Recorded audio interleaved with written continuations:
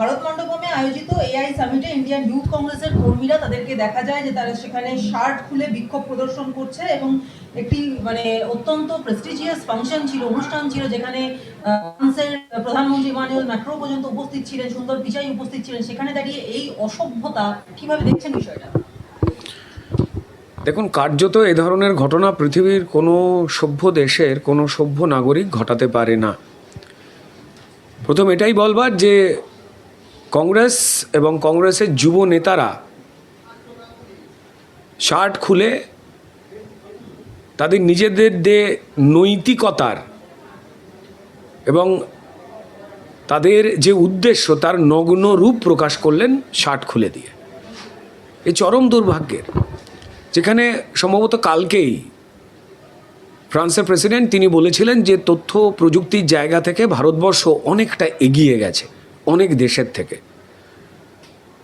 দেখুন, ফ্রান্সের প্রেসিডেন্ট বা এই সামিটে, এআই সামিটে যে 100টির মতো দেশের প্রতিনিধিরা রয়েছেন, এখানে 20 জন রাষ্ট্রপ্রধান এই সামিটে উপস্থিত ছিলেন এবং যেভাবে ভারতবর্ষের এই আধুনিক ভারত, যা আমাদের সম্মানীয় প্রধানমন্ত্রী নরেন্দ্র মোদীজির নেতৃত্বে এগিয়ে যাচ্ছে এবং যেখানে যুব সমাজ নিজেদের কাজ করবার নতুন দিশা তৈরি করছে এবং ভারতবর্ষ পৃথিবীর কাছে প্রতিযোগিতামূলক এই মার্কেটে নিজের একটা নির্দিষ্ট অবস্থান তৈরি করছে, তা দেখে গাত্রদাহ হচ্ছে যারা এই দেশে থাকা কিছু মানুষ, যাদের একমাত্র উদ্দেশ্য দেশের ভেতরে, দেশের বাইরে বা আমাদের দেশে আসা সম্মানীয় বিদেশি অতিথিদের কাছে, যারা ভারতবর্ষের গুণগান করতে বাধ্য হন বা করেন, তাদের কাছে ভারতকে কি করে বলপূর্বক ছোট করা যায়। এই আচরণের জন্য কংগ্রেস এবং কংগ্রেসের যুব গোষ্ঠী, যাদের কাজ জামা খুলে নিজেদের দৈন্যতাতে নগ্নভাবে প্রকাশ করা, তাদের 4 জনকে খুব স্বাভাবিক কারণেই তাদের গ্রেপ্তার করা হয়েছে। এ চরম দুর্ভাগ্যজনক ঘটনা এবং সারা পৃথিবী কার্যত দেখলেন যে ভারতবর্ষের প্রধানমন্ত্রী নরেন্দ্র মোদী, তার যে সহনশীলতার বার্তা, সেটাকে মর্যাদা দেওয়ার মতো যোগ্যতা কংগ্রেস রাখে না। রাহুল গান্ধী, প্রিয়াঙ্কা গান্ধীর তাদের এই যোগসাজশে এবং পরিকল্পনাতেই এই ঘটনা যে হয়েছে তার বলবার অপেক্ষা রাখে না। রাজনৈতিক দৈন্যতা, মানসিক দৈন্যতা, এই দেশকে যে তারা আসলে ভালোবাসেন না, ভারতবর্ষকে ছোট করবার কাজে, ভারতবর্ষের গর্বের যে বিষয়গুলো রয়েছে সেগুলোকে খর্ব কী করে করা যায় তার কাজে এরা যে নিয়োজিত, তার ভারত মণ্ডপমে আজকে নগ্ন প্রমাণ দিলেন কংগ্রেস দল এবং তাদের নেতৃত্ব, যা চরম দুর্ভাগ্যজনক।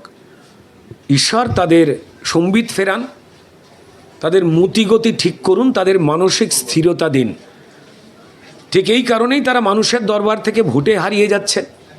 সামাজিকভাবে তাদের মানুষ বিশ্বাস করছেন না এবং সর্বোপরি যারা এই দেশকে ভালোবাসেন, তিনি যে কোনো ধর্মের, যে কোনো ভাষার মানুষ, যারা ভারতবর্ষের মানুষ, তাদের কাছে কেন কংগ্রেস আজকে কোন ঠাসা, কংগ্রেস আজকে উপহাসের পাত্র হয়ে রয়েছেন, তার বোধহয় বিজ্ঞাপনের ছোট ঝলক দেখালেন কংগ্রেস কর্মীরা।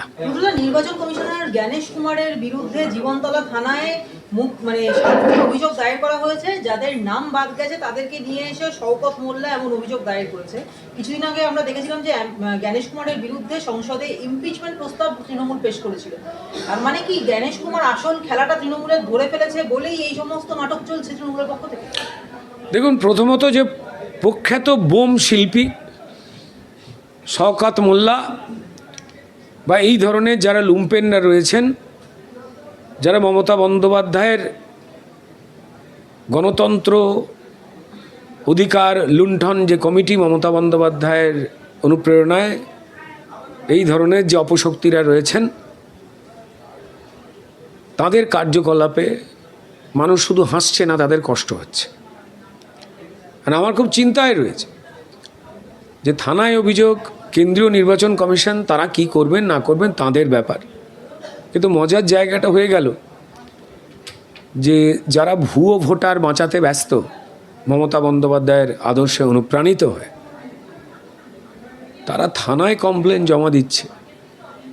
একটু তাড়াতাড়ি বলবো তাদের যে কোনো বন্দোবস্ত করতে, নালে কদিন পর যাদের সঙ্গে থানার নিবিড় সম্পর্ক, থানার গারদে থাকবার, তারা এখন কমপ্লেন করলেন, সেটা আদালতে অবধি যাওয়ার আগে আদালত না, যারা কমপ্লেন করলেন তাদেরই বিরুদ্ধে কোনো শাস্তিমূলক ব্যবস্থা নিয়ে নেন। মানে এটা এমন হয়ে যায় না, মানে টুকলি করতে দেওয়া হচ্ছে না কেন বলে ছাত্র আন্দোলন করলো এবং মাস্টারমশাইকে কাঠগোড়ায় তোলা হলো। এর থেকে মজার তো আর কিছু হতে পারে না। এটা চরম লজ্জার।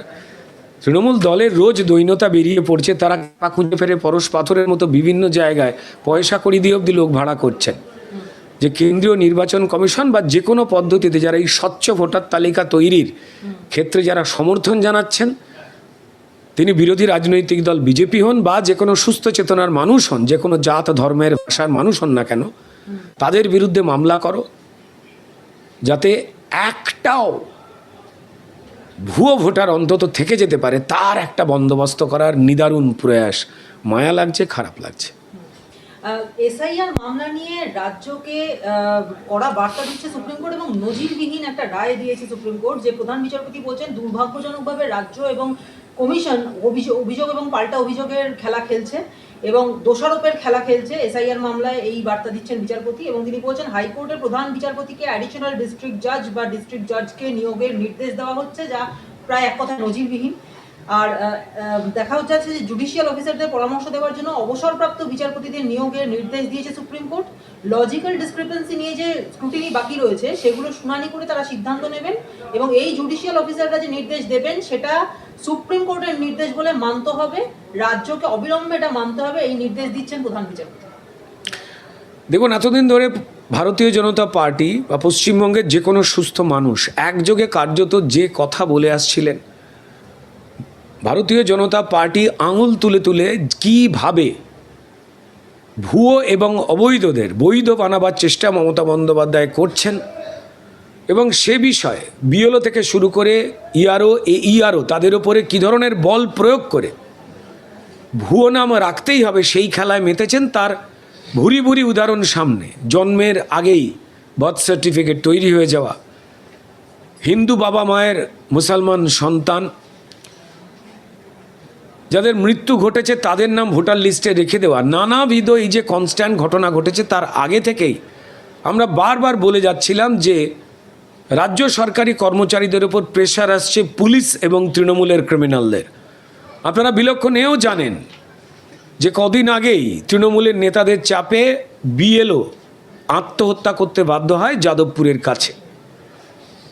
ক্রমাগত এই ভয়াবহ ঘটনাগুলো যে জায়গায় পৌঁছেছে এবং যেভাবে কেন্দ্রীয় নির্বাচন কমিশনের যে নির্দেশ সেটা মেনে মমতা বন্দ্যোপাধ্যায়ের যে রাজ্য সরকারি কর্মচারীরা যারা স্বচ্ছতার সঙ্গে কাজ করতে চাইছেন তাদের কাজ করতে দেওয়া হচ্ছে না, তা বারবার প্রমাণিত হয়েছে এবং ভুয়োদের নাম তোলো, অযোগ্যদের নাম তোলো, যে কথা ভারতীয় জনতা পার্টি বারবার বলছিলেন এবং যে কথায় পশ্চিমবঙ্গের যে কোনো শুভবুদ্ধি সম্পন্ন নিরপেক্ষ মানুষ সমর্থন জানাচ্ছিলেন, কার্যত এগুলোর বিরুদ্ধেই মমতা বন্দ্যোপাধ্যায় ভুয়োদের বাঁচাতে কালো শাল কিনে উকিল হওয়ার অভিনয় করে যেভাবে সুপ্রিম কোর্টকে অকারণ ব্যস্ত করে সময় নষ্ট করেছিলেন, আজকে সুপ্রিম কোর্টের কার্যত এই নিদান প্রমাণ করে দিল যে কেন্দ্রীয় নির্বাচন কমিশন যেভাবে স্বচ্ছতার সঙ্গে একটা নিয়মে যোগ্য ভোটার তালিকা তৈরি করতে চাইছে, অযোগ্য এবং অবৈধদের বাদ দিতে চাইছে, সেখানে চূড়ান্ত অসহযোগিতা করছে মমতা বন্দ্যোপাধ্যায়ের সরকার, রাজ্য সরকারি কর্মচারীদের থ্রেট করে বা ভয় দেখিয়ে বা বিভ্রান্ত করে এবং বারবার মানুষকে হয়রানি করাচ্ছে, লাইনে দাঁড় করাচ্ছে। আজ সুপ্রিম কোর্ট স্পষ্টত জানিয়ে দিলেন এই অর্ডারের মধ্যে দিয়ে যে একদমই তারা রাজ্য সরকারের নানানবিধ কাজ যা দিয়ে কি করে এই এসআইআর প্রক্রিয়াকে বিঘ্ন ঘটানো যায়, কিভাবে ভোটারদের কেন্দ্রীয় নির্বাচন কমিশনের বিরুদ্ধে বারবার অকারণ ডেকে দোষ চাপিয়ে দিয়ে ছুটি পাওয়া যায়, বা অবৈধ ভোটার কিভাবে ঢুকিয়ে দেওয়া যায় তা নিয়ে একটা ষড়যন্ত্র চালাচ্ছে, এবং যা গণতন্ত্রের পক্ষে বিপদ। তাই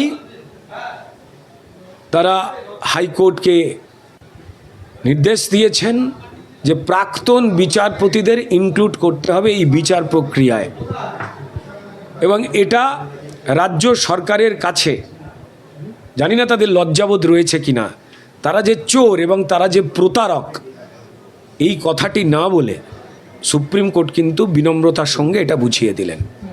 সুপ্রিম কোর্ট যেদিকে একদিকে মানে বলছে যে ডিজিপির উদ্দেশ্যে যে আইন শৃঙ্খলা নিয়ন্ত্রিত না হলে ডিজিপিকে গুরুতর পরিণতির মুখোমুখি হতে হবে, অন্যদিকে কমিশনের তরফের আইনজীবীরা বলছেন যে একমাত্র পশ্চিমবঙ্গই এমন একটা জায়গা যেখানে আমরা এই ধরনের সমস্যার মুখোমুখি হচ্ছি, অন্য কোনো রাজ্যে এই ধরনের সমস্যা নেই।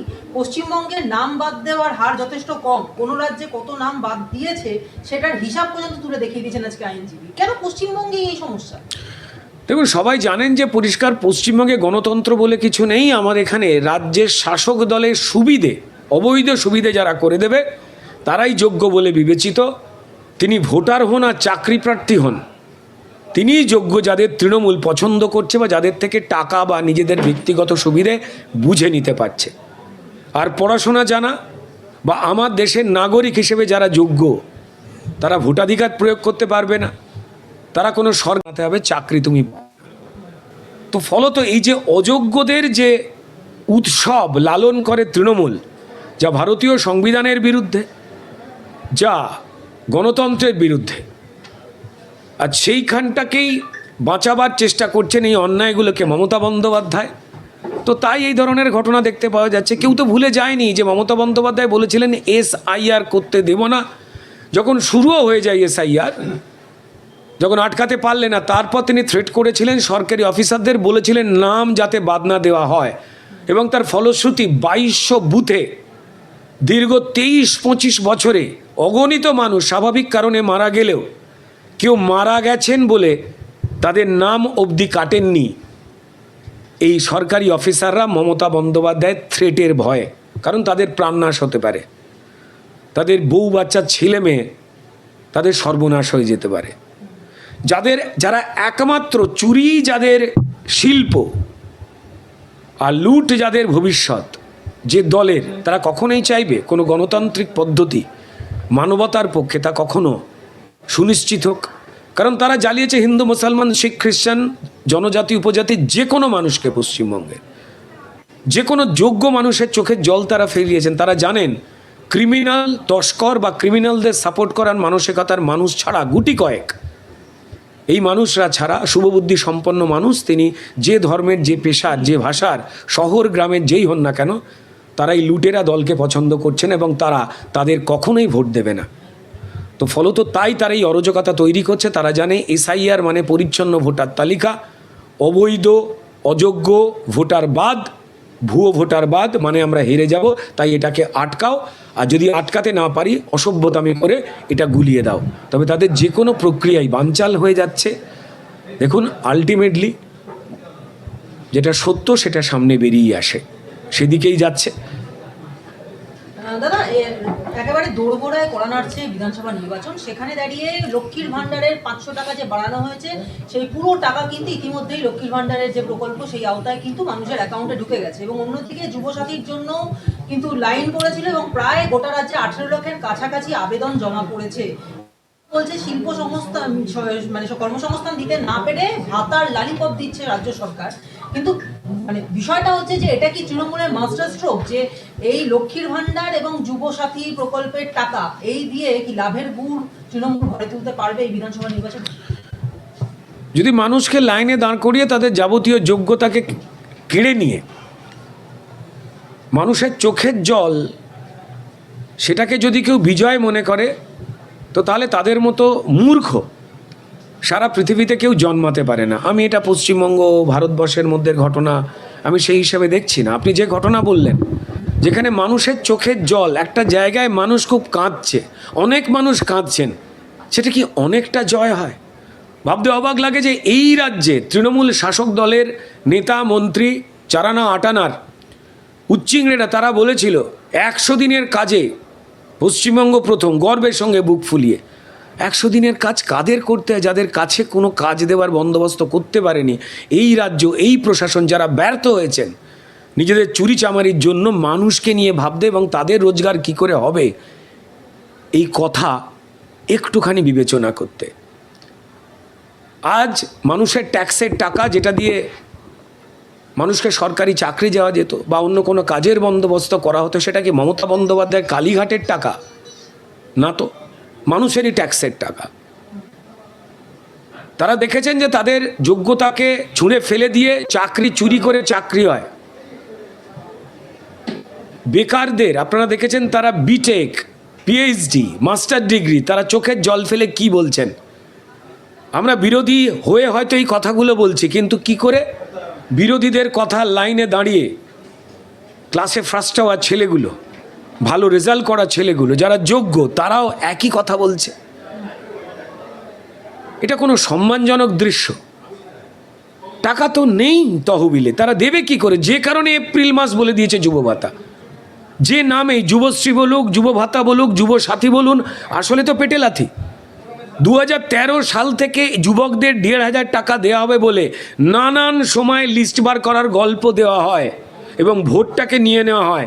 তা আমাদের যুবক যুবতীরা জানেন না এই প্রতারণার কথা? নাকি তাদের বাবা মায়েরা জানেন না?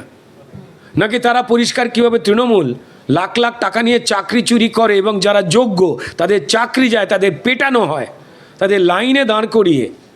তৃণমূলের নেতাদেরই কথা নিয়ে বলি, এটা তো পান গুটকার খরচ, আর কিছুই নয়। এই বড় যন্ত্রণার, অভাবী মানুষের লাইন, যন্ত্রণায় থাকা মানুষের লাইন, তৃণমূলের যোগ্য রাস্তায় দাঁড়ানো যোগ্য ছেলে মেয়েদের লাইন কোনোদিন গর্বের হতে পারে না। তা প্রশাসনিক ব্যর্থতার, প্রশাসনিক জোচ্চুরির এবং মানুষের ওপরে ঘৃণা রয়েছে, এই সরকারের রাগ রয়েছে, তারই তো প্রমাণ। অগ্নিকাণ্ড ঘটলো, তারপর 3 সপ্তাহ কেটে গেল, মুখ্যমন্ত্রী বারবার দিল্লি যেতে পারছেন, সেখানে গিয়ে বিভিন্ন ড্রামা করতে পারছেন, কিন্তু একবারও সেই ঘটনাস্থলে যাওয়ার প্রয়োজন মনে করলেন না। উনি কি ইচ্ছাকৃতভাবে বিষয়টাকে লো প্রোফাইল রাখতে চাইছেন প্রথমত, এবং দ্বিতীয়ত আগুন লাগার সঠিক কারণ এখনো পর্যন্ত স্পষ্ট নয়, সঠিকভাবে তদন্ত হলো না, মালিক পক্ষকে ডেকে জিজ্ঞাসাবাদ হলো না, ইচ্ছাকৃতভাবেই কি ডিলে করা? দেখুন, এই প্রশ্ন করার থেকে না করাই ভালো। পশ্চিমবঙ্গের সমস্ত মানুষ জানেন যে মমতা বন্দ্যোপাধ্যায় ভূমি এবং ভূমি রাজস্ব মন্ত্রী। যে জায়গাটাতে হয়েছে, এরকম অগাধ জায়গা পশ্চিমবঙ্গে রয়েছে যা সারা পৃথিবীর মানচিত্রে ওয়েটল্যান্ড, স্পেশাল ওয়েটল্যান্ড জোন বলে চিহ্নিত, যেখানে এই জলা জমিতে কোনো রকমেরই নির্মাণ করা যায় না। মমতা বন্দ্যোপাধ্যায় ভূমি রাজস্ব মন্ত্রী হওয়া সত্ত্বেও তার দলের নেতারাই এই জলা জমিকে বুঝিয়ে অবৈধভাবে মাসে লাখ লাখ টাকা চুক্তি করে এই জলা জমির ক্ষতি করে এই ধরনের জায়গা নির্মাণ করেছেন, ভাড়া দিয়ে লাখ লাখ টাকা রোজগার করেছেন এবং এতগুলো মানুষকে তারা মেরে ফেলে আজকে মুখ লুকাচ্ছেন। কি করে যাবেন? কোন মুখে যাবেন? মমতা বন্দ্যোপাধ্যায় তিনিই তো করেছেন, তিনিই তো করিয়েছেন। ওখানে বিদ্যুতের সংযোগ হলো কি করে? পুরোটাই তো অবৈধ। ফায়ার সিকিউরিটির কোনো সিস্টেম নেই, পুরো ব্যবসাটাই তো অবৈধ। তৃণমূলে শুধু চাই টাকা টাকা টাকা টাকা, তাতে মরে যাক মানুষ, মানুষ হোক ফাঁকা ফাঁকা ফাঁকা। তো তাই কোন জায়গায় মুখ দেখাতে যাবেন মমতা বন্দ্যোপাধ্যায়? তিনি প্রতিশ্রুতি দিয়েছিলেন 10 লক্ষ টাকা করে ক্ষতিপূরণ দেব। তৃণমূলের পাপ, এই রাজ্য সরকারের পাপ এবং অন্যায়ের জন্য মানুষ মারা গেলে সে খবর মিডিয়ার মাধ্যমে প্রচারিত হয়ে গেলেই মুখ্যমন্ত্রী আঁচলে করে 10 লক্ষ টাকা গেট বেঁধে নিয়ে ঘুরে বেড়ান মৃত্যু কেনবার জন্য। কিন্তু ঘটনা হলো যে 10 লক্ষ টাকা যা দেওয়া হয়েছে তা মমতা বন্দ্যোপাধ্যায় দেয়নি। ক্ষতিপূরণের জায়গায় দুটো কোম্পানি যাদের জেলের মধ্যে রাখা উচিত ছিল তাদের থেকে টাকা নিয়ে দেওয়া হয়েছে। সরকার বা মমতা বন্দ্যোপাধ্যায় একটা টাকাও দেয়নি, যাদের জ্বালিয়ে পুড়িয়ে মেরে দিলেন আমার দরিদ্র যে মানুষগুলোকে। মানবিক বিপর্যয়ের ক্ষেত্রেও রাজনৈতিক টানাহেঁচড়া? কোথায় টানাহেঁচড়া? কোনো টানাহেঁচড়া তো নেই। মমতা বন্দ্যোপাধ্যায় এবং তৃণমূল দল অত্যন্ত স্পষ্ট, মানুষকে মেরে পুড়িয়ে লুট করে কি করে তারা ভোগ করবে। তাদের তো একটাই কাজ, মানুষ মরো, মানুষকে লুট করো, নিজের পকেট ভরো। যেমন রামকৃষ্ণদেব বলে দিয়েছিলেন যত মত তত পথ, সেটাকে পাল্টে দিয়েই তো যেদিন পশ্চিমবঙ্গের সম্মানীয় মুখ্যমন্ত্রী মমতা বন্দ্যোপাধ্যায় স্টেজ থেকে বলেছিলেন, রামকৃষ্ণদেব বলেছিলেন যত মাটি তত টাকা। সেদিনই তো আপনাদের নিশ্চয়ই বুঝে যাওয়া সবারই সুবিধা হয়েছে আসলে ওনার কি। একটা শেষ প্রশ্ন করবো যে বিজেপির প্রার্থী তালিকায় এবার কি নতুন কোনো চমক থাকছে? মানে এবারে কি 21-এর মতো দরজা খোলা হবে? কিভাবে প্রার্থী তালিকা তৈরি হচ্ছে? দেখুন, বিজেপির প্রার্থী তালিকা কিভাবে তৈরি হচ্ছে সেই ক্ষেত্রে রাজ্যের যারা চূড়ান্ত সিনিয়র নেতৃত্ব রয়েছেন তারা এবং কেন্দ্রীয় বিজেপির তারা মিলে প্ল্যান প্রোগ্রাম করছেন।